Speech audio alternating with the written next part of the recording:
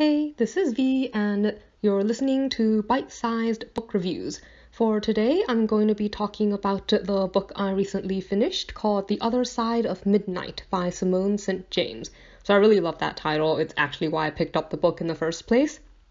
But anyways, this story is set in London in 1925, a few years after World War I.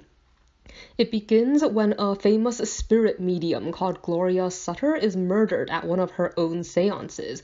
But before she died, she left a message for her former friend and the main character of this story called Ellie Winter, who's basically the only other true psychic in London, and possibly even the world, but it's a little hard to say.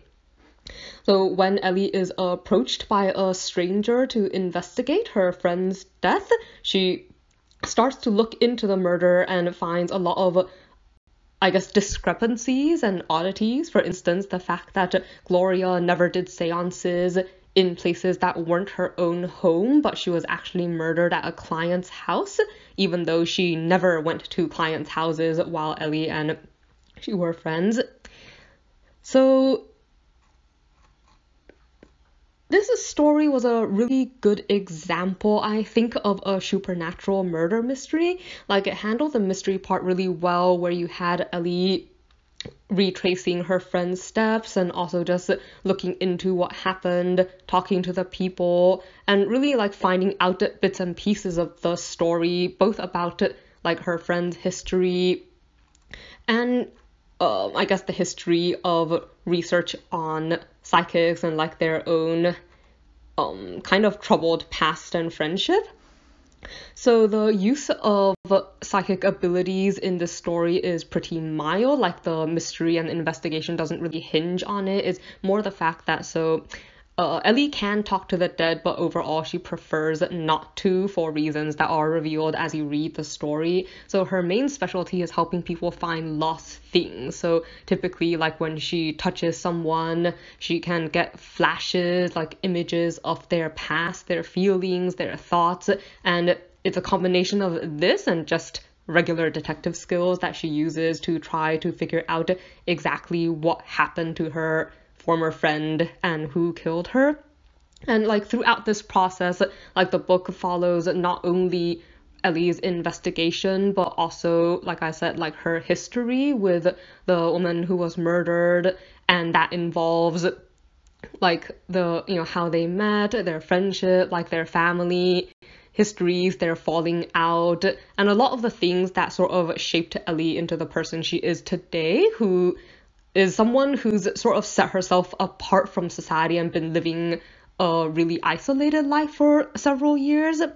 Over the course of this investigation, she not only learns, more about her friend, but also about maybe herself and misconceptions and different ways that she wants to approach her future. This is mixed with a bit of a romance line with someone called James Hawley, who contributed to what she considered the event that ruined her life and her friendship with Gloria 3 years ago. So, he's part of a society that purportedly debunks psychics and technically claimed, or was part of a report that claimed, that Ellie and her mother did not really have powers, and that sort of contributed to a lot of problems that they had professionally and just in their everyday lives.